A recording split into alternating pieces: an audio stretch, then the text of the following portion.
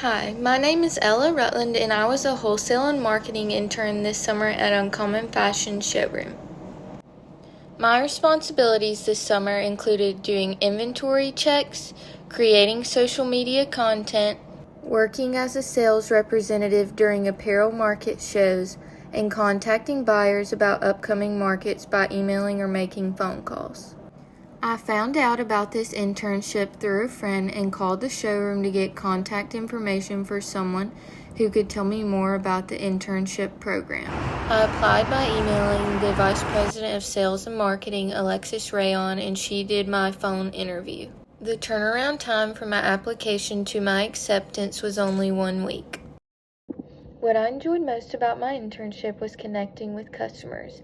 Advice I would give to incoming interns would be to always communicate and to be flexible.